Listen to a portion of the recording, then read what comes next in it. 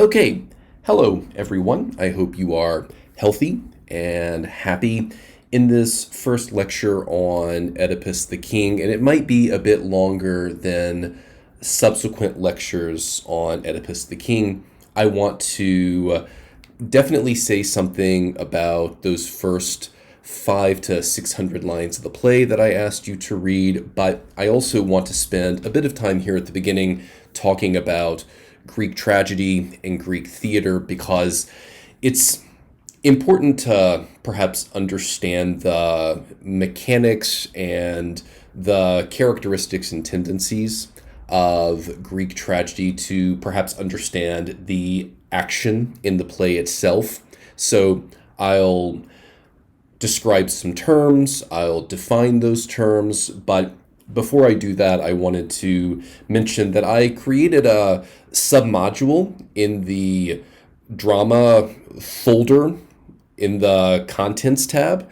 And if you go there, you'll see 3 links, and those links link to information that will help you understand, again, some of the characteristics and tendencies of Greek tragedy. A lot of what I will talk about today, you will find in those links or on those websites. One is an actual video, which I would argue is quite helpful. So definitely go and check those if you have additional questions. But of course, don't hesitate to email me if you have questions as well.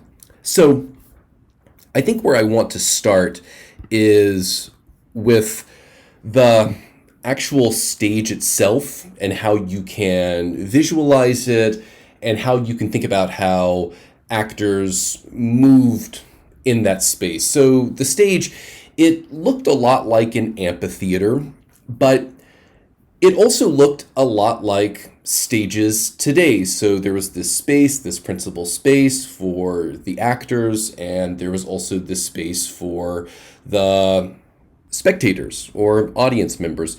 Now, unlike how we do theater today, aside from the chorus, and I'll talk about the chorus in a moment, audience members would only see at any time 3 actors on the stage. And that might help to explain why there seems to be these smaller, intimate interactions between characters in the play. That's because, in accordance with the aesthetic rules and sensibilities of the time, only 3 people or 3 actors were on the stage at any particular time.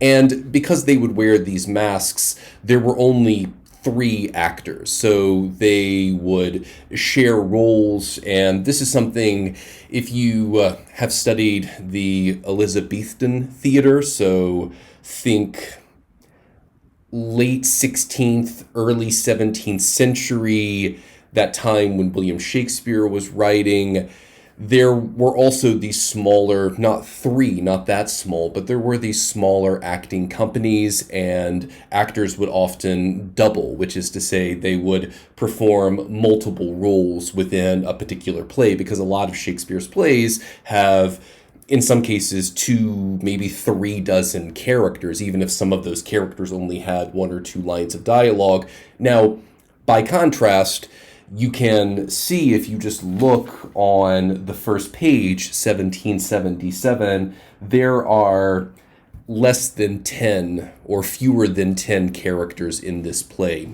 And I think that's important as well when thinking about Greek tragedy, because it does feel, at least spatially, it feels small and intimate.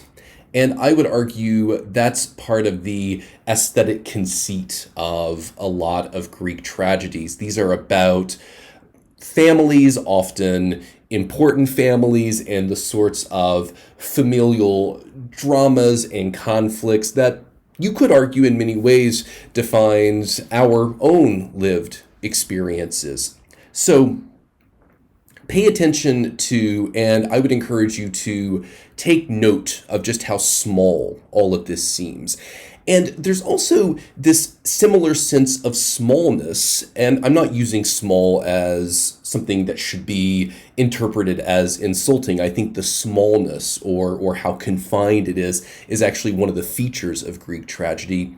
But you'll also notice that not a lot of time seems to elapse across this play, and that's important. They're also in, relatively speaking, the same place or the same space, and there aren't really that many actions. So there is this sense of unity between action, space, and time, and all of it seems contained within just a couple of hours. So that is also something that is in many ways quite different from how we think about plays, or even if you want to think of film as something that pivots from plays in theater. That's something that we don't often see, this smallness. Now, that is something you can find in some cases. A lot of sitcoms, for example, feel like it's just a day or a couple of hours, while some don't really mark time in any clear or discernible way. But maybe you have watched movies or even episodes of a television show where it feels like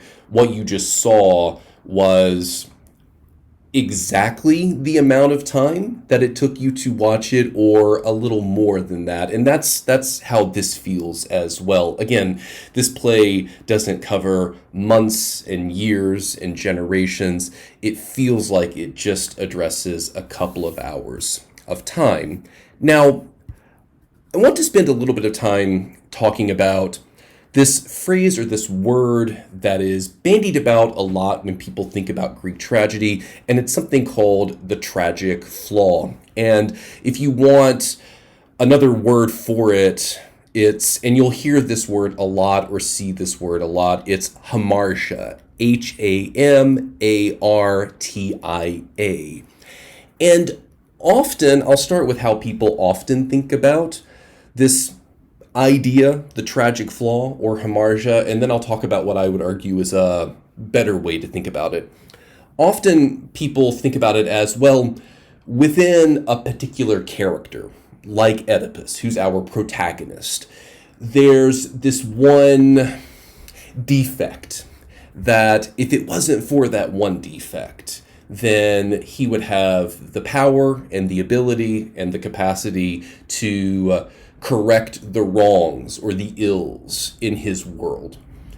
But I don't think that's a particularly good way to read it, because, and I would encourage you just to think about what that suggests, because that suggests that there's something innate to this person that, despite his best efforts, despite his attempts to do the right thing, to make his world a better place, he was destined or determined, it's almost biological in some way, that he would fail. But instead, how I want you to think about hamartia or the tragic flaw is to imagine that it's not something innate in the character that's bad or that's flawed, but instead it's a situation where the character in question misses the mark. And what I mean by that is, imagine some of the best qualities or the best characteristics that we think people should have. One, for example, is persistence. We often encourage people, I, for example, encourage my son to be persistent. Don't quit too early or too soon. Try to persevere when you are confronted by obstacles and challenges. And again, that is often perceived as a good thing, the kind of quality or characteristic we would want to have. It's the kind of quality and characteristic we would want to cultivate in others.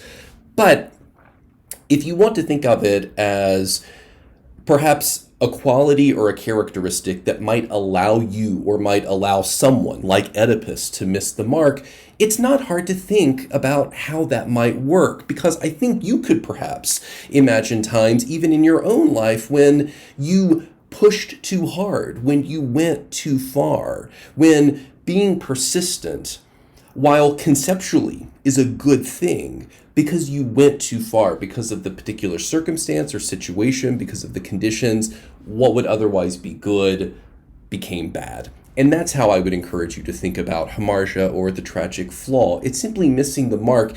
And perhaps as a way of extending that idea, it's taking what would otherwise be a good and admirable quality and characteristic and a personality trait, and because of the conditions or because of how the character understands that characteristic, taking it too far, taking it to a place where it would otherwise be positive, but because of what the character did with it, it's become negative. And because this happens quite often in Greek tragedy, what we then see is this rather precipitous drop, or this fall, from this elevated, lauded position to complete demise and desolation. And I would argue for someone like Sophocles, this is important.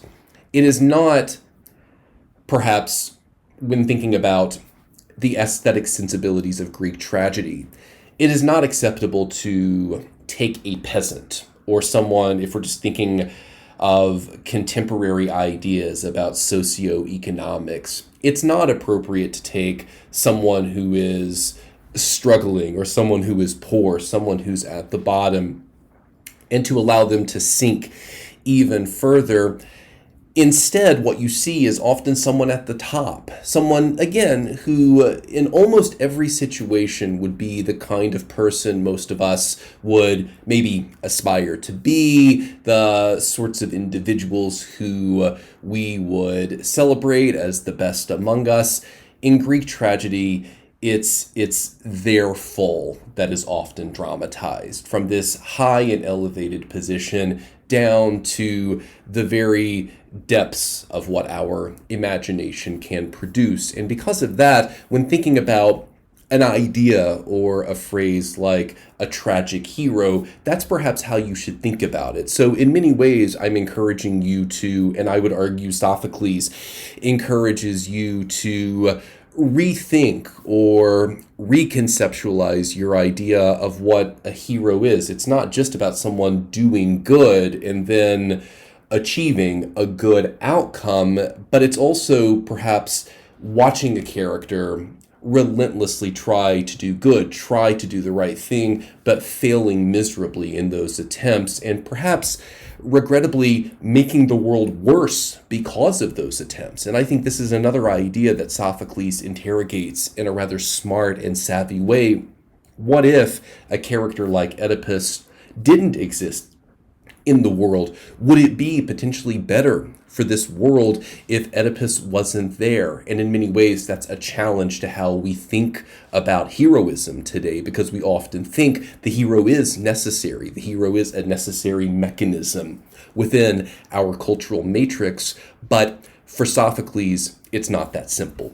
Now, some other terms worth thinking about. One is called catharsis, Catharsis, and a definition for a word like catharsis is purging. And for someone like Sophocles, and for a lot of these Greek tragic playwrights, catharsis, or this kind of emotional purging, that's part of what is so useful and even transcendent about fiction, perhaps, about the Greek stage or the Greek theater. It's an opportunity to exercise certain feelings in a safe and even contained environment. And I would encourage you just to think about all of those times when you've watched a movie or heard a song and it provoked this emotional response from you, the kind of emotional response that perhaps you didn't expect or didn't consider would happen. And then after that moment, you almost feel better. You almost feel like you had an exorcism of some kind, like something was teased out of you, and because of that, you feel better for it. That, in many ways, is what catharsis is about. It's this exercising of feelings, but through fiction in a safe and contained environment so that you wouldn't do things in your life to exercise those feelings, because if you did that, it might be disastrous for you personally, or disastrous for your family or your community or your relationships. But if you're able to do it in a, again, if I wanted to use contemporary language, in a safe space, there's something almost productive about it. So this is a way of thinking about art broadly as having this necessary, both individual but also communal function.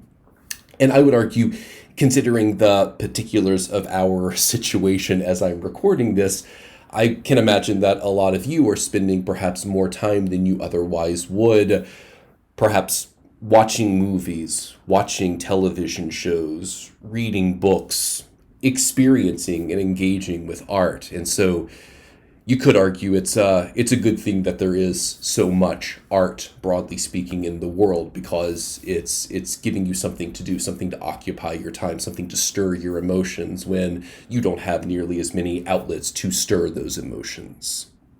And I think I'll finish with this bit here at the beginning by asking you to think about just this word or this idea, tragedy, because I think that's another way that Oedipus is an interesting and productive text. It perhaps challenges and maybe in some cases confirms or potentially extends your personal definition of what tragedy ultimately means, because we use this word tragedy a lot without ever often pausing and meditating on, well, what do we mean when we talk about tragedy? Now, for someone like Sophocles, tragedy, you could define it in narrow terms. It's a play where the action focuses on a single consequential moment.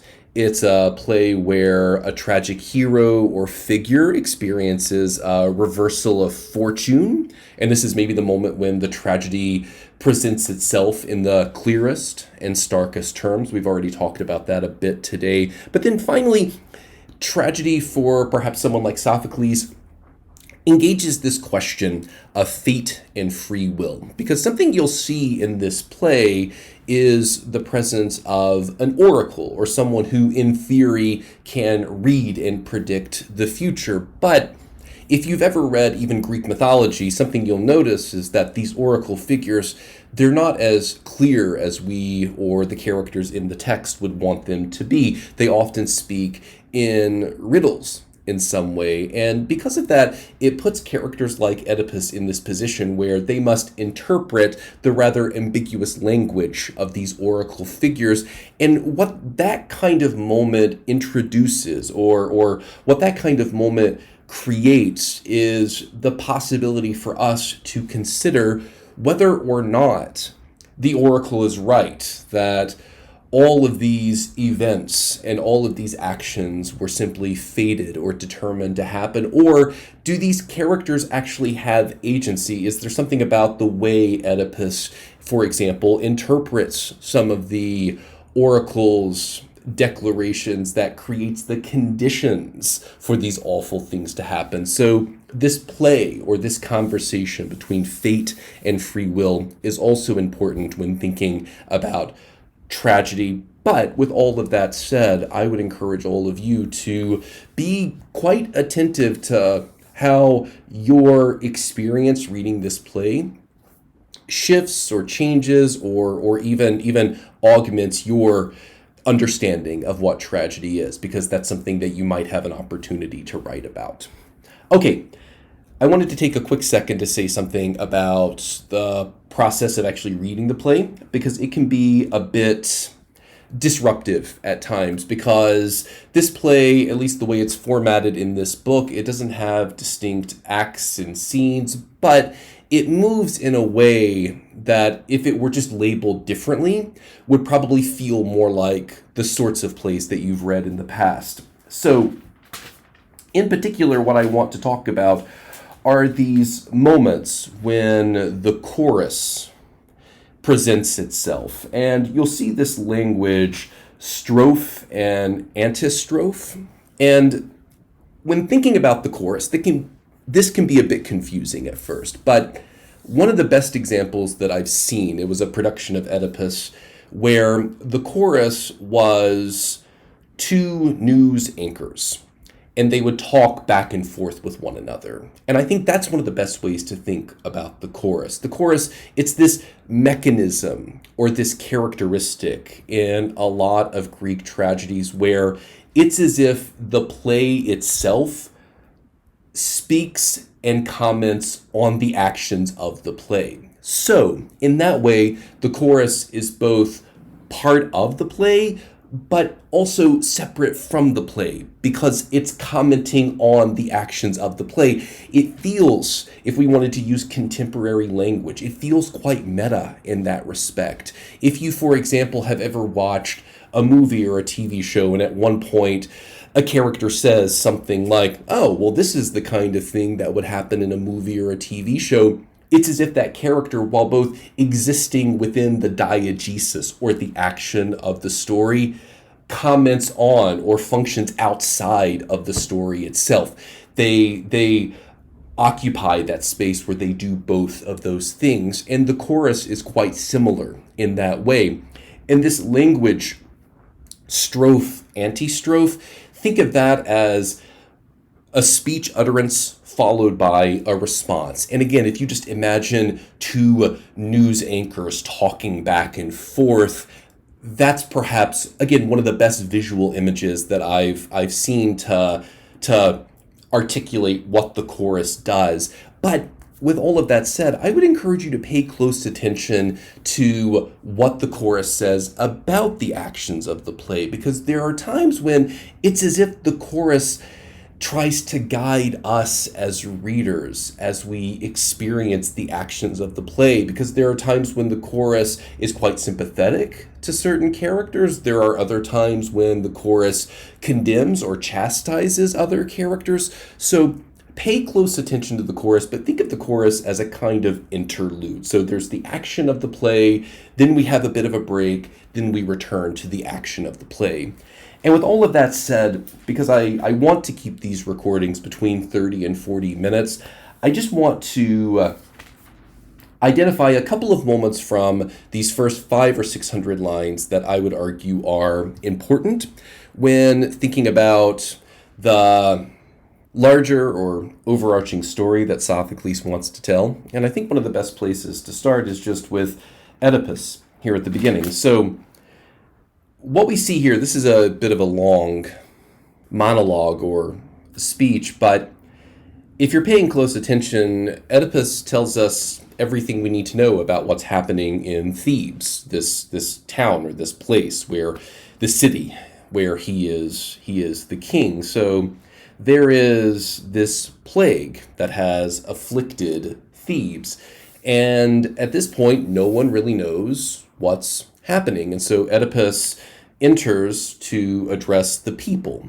And what we find here in these two, and it's split because at one point a priest speaks as well, but what we find here, or what we learn about Oedipus, is important. For example, he tells us that he has certainly paid attention and been paying attention to what's happened in Thebes. And he even says at one point on 1779 that this whole situation, it's making him sick as well. So I think this is important. And he also says, know that I have given many tears to this. And I would argue all of this is important because even though Oedipus is the king, it's certainly attempting to frame him as someone who not only cares about his city and cares about the people in his city, but he's also not, one of those leaders who isn't paying attention, who just tries to ignore all of the bad or the potentially bad things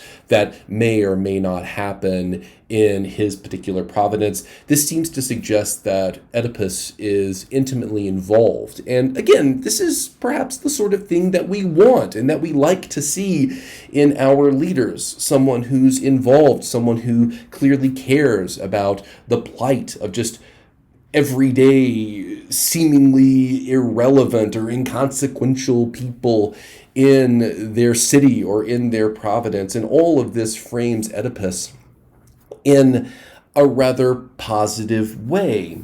Now, he also says something else near the end of this second monologue or this second bit of dialogue on page 1779 when he says, quote, "May I prove a villain if I shall not do all the God commands." And I think this is important because it seems to suggest that Oedipus has a sort of fidelity to God's will, which we'll see the degree to which he adheres to that as the play continues. Now, we learn that in an attempt to discover what's happening in Thebes, the source of this plague, Oedipus dispatched Creon to speak with the oracles to see if they have any insight. And Creon is his brother-in-law, so his wife's brother. And Creon returns, and again, we can see Oedipus doing the kind of work, and Sophocles, as the playwright, doing the kind of work that allows us to see Oedipus as a benevolent or even self-sacrificing figure. Notice on page 1780, in response to Creon, he says, "Speak it to all, the grief I bear. I hear it more for these than for my own heart." So it's as if he's assuming a kind of responsibility for the community. And what we learn is that within Thebes, there is the individual who murdered the previous king, Laius. And because this individual who did this horrifying thing lives and exists in Thebes, just that person and his, her, or their presence, it's as if it's causing the city to rot or decay from the very ground itself. And I would encourage you to notice what Oedipus says in response to this. And this is on page 1781. "I will bring this to light again. King Phoebus fittingly took this care about the dead, and you too fittingly. And justly you will see in me an ally, a champion of my country and the god. For when I drive pollution from the land, I will not serve a distant friend's advantage, but act in my own interest.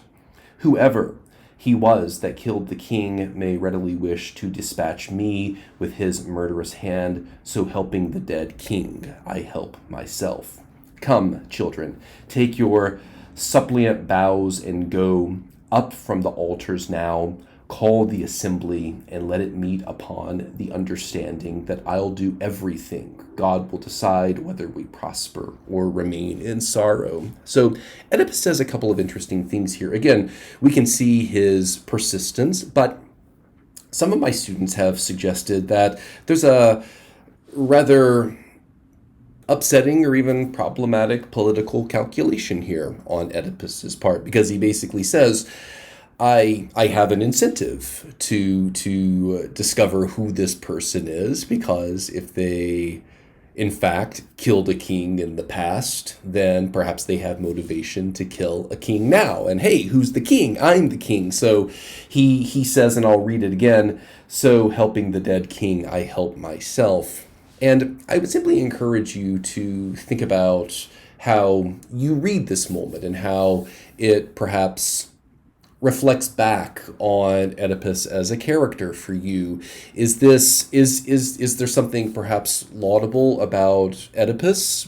Because he says what I suppose someone in his position might think. Now, maybe a lot of people in his position, while thinking it, wouldn't say it, but do we appreciate Oedipus for just how honest and candid he is? That, hey, I have perhaps an incentive to discover who this is. In addition to helping my city, it also helps me. So what do we make of not just that Oedipus thinks this, which, again, I think many people in his position might think this, but what do we make of his willingness to say it and articulate it? But also notice this thing he says at the end of this bit of dialogue.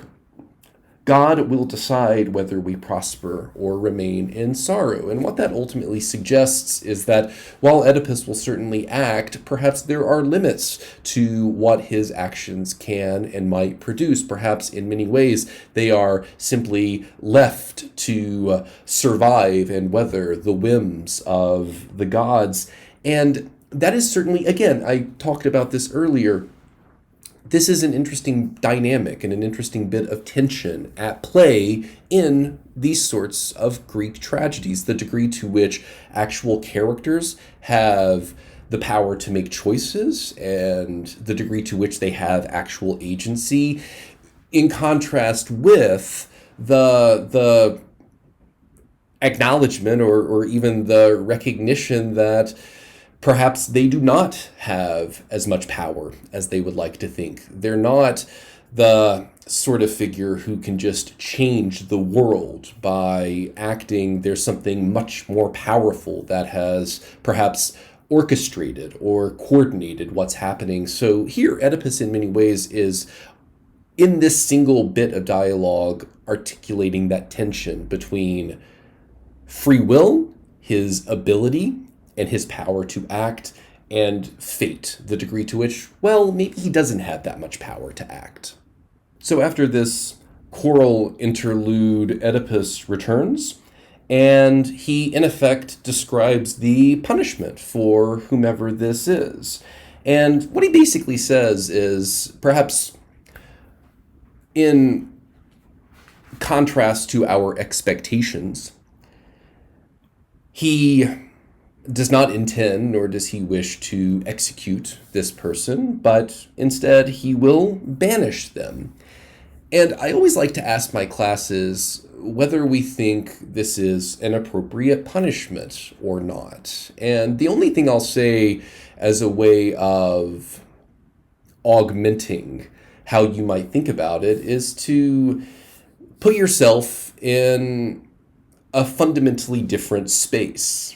Historically, geographically, if, for example, you were, for whatever reason, banished from Blumpville, Tennessee, well, you could just maybe go to a different city or whatever. But I wonder if for someone like Oedipus and for the characters in this play, if there's something about one's affiliation with one city and how that might structure one's identity and one's sense of self in ways that perhaps are not so clear or evident to us today.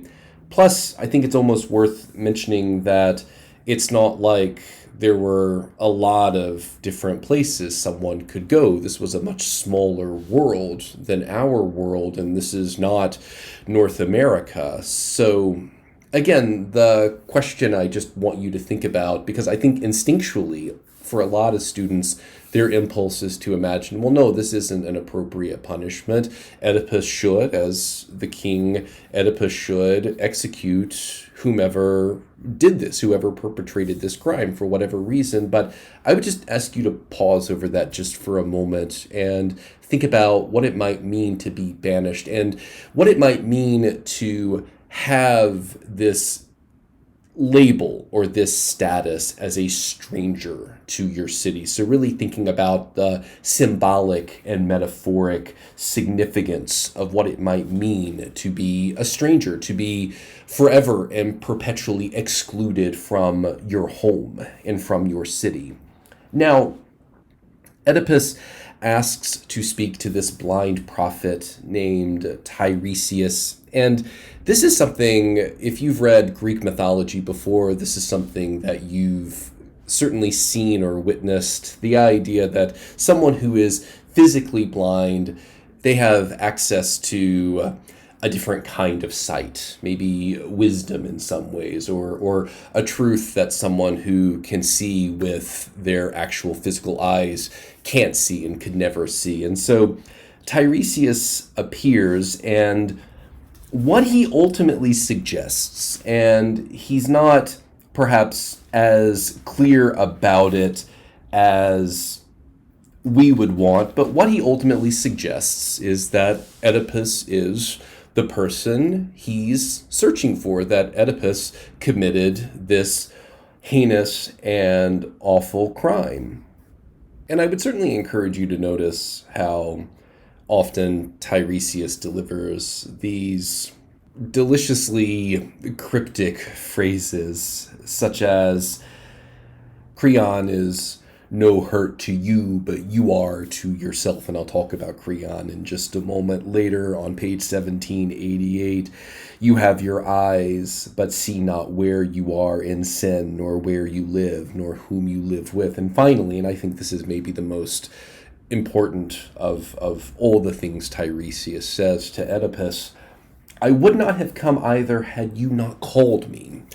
And I think that's important because, again, it introduces this tension between fate and free will, because everything Tiresias says seems to suggest that Oedipus was destined to do what Tiresias seems to suggest he did. But by saying, I would not have come either had you not called me, Tiresias is then placing the responsibility to some degree back on Oedipus and suggesting that he does have some power to choose. So again, there is this clear tension between fate and free will, the degree to which Oedipus is just quite figuratively just this actor on a stage, and the degree to which, or the extent to which, Oedipus can actually make choices, that things are not necessarily predetermined. But I think what we ultimately see with this interaction, and it's important, is maybe not who Oedipus is, but an aspect of his personality that we haven't seen to this point, because he becomes quite angry quite quickly with Tiresias, and he even becomes a bit conspiratorial, suggesting that Creon and Tiresias are working in concert with one another to usurp Oedipus's power. And again, Tiresias says, Creon is no hurt to you, but you are to yourself. So we're seeing Oedipus, someone, again, who is pushing so hard to discover the truth, but coupled with that drive, coupled with that sense of persistence, we perhaps see these expressions of persistence when it's taken to a destructive place, that being anger, impatience, frustration, conspiratorial thinking, paranoia even. We're seeing all of this in Oedipus at this moment, and notice that, and maybe you agree with Tiresias, that Oedipus has ultimately created the conditions for this to happen to and for himself. And my God, this escalates so quickly that we even see the chorus interjecting. And this is one of those moments where how the chorus reads what happens on stage is potentially instructive for us. This is also on 1788. The chorus says, we need no angry words, but only thought, how we may best hit the God's meaning for us. So you can even see the chorus in a subtle way. It's not overt. How could it be? In a subtle way, perhaps criticizing or even chastising Oedipus for his behavior, for how quick he rose to anger and how paranoid and conspiratorial he's become. So, again, because I want to keep these lectures relatively short, I think I will stop there for now.